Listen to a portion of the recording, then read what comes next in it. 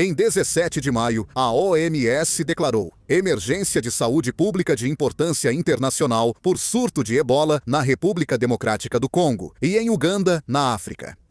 Atualmente, o ebola está se espalhando. Hoje, vamos analisar esse assunto com mais detalhes. Vamos conferir. De acordo com a OMS, até 16 de maio, foram relatados 8 casos confirmados de ebola e 246 casos suspeitos em 3 regiões da República Democrática do Congo, além de 80 mortes suspeitas.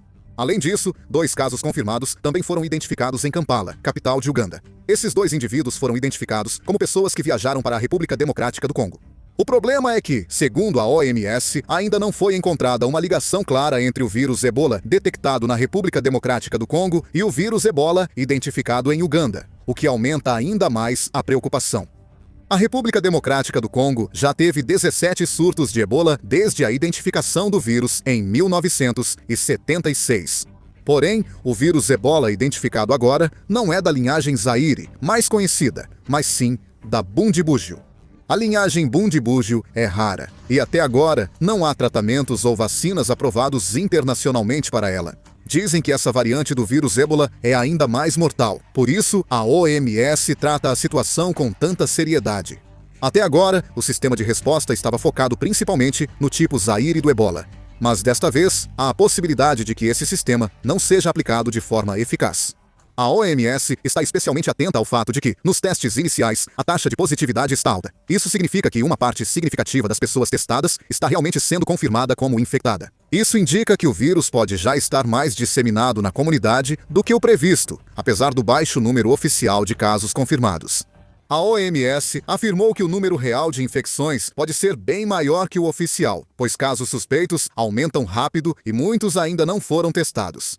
A situação nas áreas afetadas pelo surto também não é boa. Na região leste do Congo, continuam ocorrendo conflitos com grupos armados e a situação de segurança é instável. Além disso, a infraestrutura médica é bastante precária. Algumas instalações médicas não estão funcionando corretamente e continuam surgindo problemas como a falta de profissionais de saúde e de equipamentos. Nessa situação, não é fácil identificar e isolar os infectados precocemente, especialmente porque o ebola é transmitido pelo contato com fluidos corporais dos infectados. O risco de infecção dentro dos hospitais é muito alto, e é aí que o problema começa. Atualmente, a região onde ocorreu o surto fica próxima à fronteira entre Uganda e o Sudão do Sul. É uma área conhecida pelo intenso movimento de trabalhadores de minas, refugiados e travessias informais de fronteira.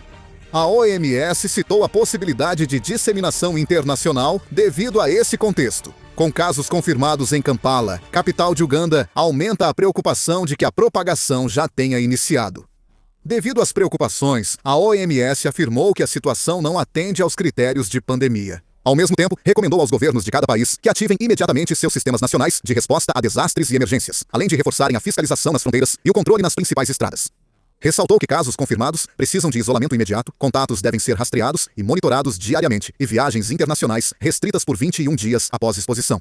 No entanto, a OMS pediu cautela, alertando que o fechamento de fronteiras ou restrições comerciais, motivadas pelo medo, podem aumentar o movimento não oficial nas fronteiras e dificultar o controle da doença. Esse vírus ebola é conhecido por ter uma taxa de mortalidade extremamente alta. É uma doença infecciosa fatal que causa febre, dores musculares, vômito e diarreia, entre outros sintomas. É transmitido por fluidos corporais, materiais contaminados ou contato com pessoas falecidas. A letalidade pode chegar a 80% a 90%, mas a bomba relógio que preocupa as autoridades de saúde não está apenas na África. O hantavírus ainda não acabou. Um canadense que estava no cruzeiro MV Hondius testou positivo para hantavírus. A Autoridade de Saúde da Colômbia Britânica, no Canadá, informou que um canadense em quarentena, após sair do navio, testou positivo, de forma preliminar, para hantavírus. Esse paciente apresentou sintomas leves, como febre e dor de cabeça, há 2 dias e foi transferido para um hospital em Victoria, onde passou por exames e avaliação médica. Felizmente, ele está isolado no hospital e seu estado é considerado estável. Pelo menos 10 pessoas foram infectadas pelo hantavírus e 3 morreram. Sabe-se que o vírus é transmitido apenas por contato próximo com sintomáticos. Pesquisadores relataram que, em algumas situações, estudos confirmaram transmissão do hantavírus sem contato direto. Em um caso de infecção em massa na região FN da Argentina, entre novembro de 2018 e fevereiro de 2019, descobriu-se que, dos 34 infectados, 6 nunca tiveram contato direto com infectados. Outra pessoa teria sido infectada só por cumprimentar alguém na rua. O professor George Poelon, da Escola de Saúde Pública de Harvard, afirmou que não foi um contato próximo ou prolongado, mas não descarta a possível transmissão aérea do hantavírus entre pessoas. Claro, no caso do hantavírus, a transmissibilidade é muito baixa, portanto, não há necessidade de ficar excessivamente preocupado. No entanto, ainda assim, há críticas em relação à resposta da OMS e do Centro de Controle e Prevenção de Doenças dos Estados Unidos. O CDC só emitiu diretrizes sobre a infecção quase um mês após a primeira morte. A OMS ainda explica os casos como resultado de condições favoráveis à transmissão ou de contato próximo. A OMS explicou que fez isso para não causar ansiedade excessiva. A OMS, já criticada pelo fracasso na prevenção da Covid-19, repete o comportamento, fazendo com que algumas pessoas deixem de confiar na organização. A OMS disse que há poucos dados sobre a transmissão dessa infecção e que ainda estamos aprendendo, devendo continuar assim por um tempo. A causa desse surto de infecção ainda não foi esclarecida, mas alguns especialistas em saúde acreditam que é muito provável que tenha sido trazida da Argentina, o local de onde o navio partiu. A OMS informou que não foram encontrados G ou roedores, que são vetores de infecção por hantavírus, dentro do navio, e que é muito provável que a infecção tenha ocorrido enquanto os passageiros estavam na Argentina antes de embarcarem.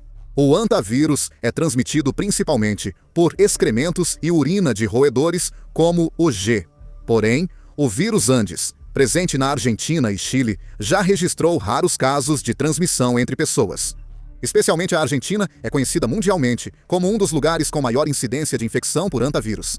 Em Ushuaia, de onde saiu o cruzeiro, autoridades negaram suspeitas de que o local fosse origem do hantavírus. Tedros Adhanom Ghebreyesus, diretor-geral da OMS, afirmou que, apesar da gravidade, o risco para a saúde pública é baixo. Tedros Adhanom Ghebreyesus, diretor-geral da OMS, afirmou que o Regulamento Sanitário Internacional serve para isso e explicou seu funcionamento. Disse ainda que a OMS trabalha com dados de vários países e parceiros para responder à situação. Ele destacou que a prioridade é tratar pacientes, garantir a segurança dos demais passageiros e evitar a propagação do vírus. Além disso, Rahman Mahmoud, diretor do Departamento de Alerta e Resposta de Emergências da OMS, disse que acredita que, se as medidas de saúde pública forem implementadas e todos os países agirem com solidariedade, o surto será limitado. A Organização Mundial da Saúde, OMS, mais uma vez está sendo colocada à prova em escala global. Agora, com o vírus Ebola e o hantavírus surgindo simultaneamente em várias partes do mundo, a atenção da comunidade internacional está totalmente voltada para cada movimento da OMS. Esta situação vai além do simples controle epidemiológico da OMS. Trata-se de uma questão crucial que envolve a sobrevivência e a autoridade da organização. A OMS tem recebido críticas e repreensões extremamente severas de todo o mundo desde o início da pandemia de Covid-19. Na época, suspeitava-se que o governo chinês foi tratado de forma amigável demais e havia polêmica sobre a postura passiva e reativa da OMS diante da resposta inicial da China e da negação da transmissibilidade do vírus. Muitos países dizem que confiaram cegamente nos anúncios e recomendações tardias da OMS, ignorando dados científicos, e mantiveram baixa resposta à pandemia, o que causou danos fatais e paralisou o país. Devido a esse passado sombrio, a liderança da OMS vive uma situação extremamente sensível e delicada, lidando com variantes do Ebola na África e surto de hantavírus em cruzeiros. Se a OMS conseguir controlar perfeitamente esta crise e recuperar a confiança mundial, isso se tornará uma oportunidade decisiva para restaurar dramaticamente a autoridade da principal organização internacional de saúde, que havia sido abalada no passado. Se a OMS errar novamente no julgamento e perder o momento crucial do controle, ou subestimar o perigo do variante do vírus, a confiança internacional na organização sofrerá um golpe irreversível, levando ao seu colapso. No entanto, se a OMS, por outro lado, provocar medo excessivo desde o início e reforçar demais o controle, existe o risco de que os mercados financeiros globais, a indústria da aviação e o setor de turismo sejam abalados como um dominó, levando a economia mundial a um grande estado de pânico.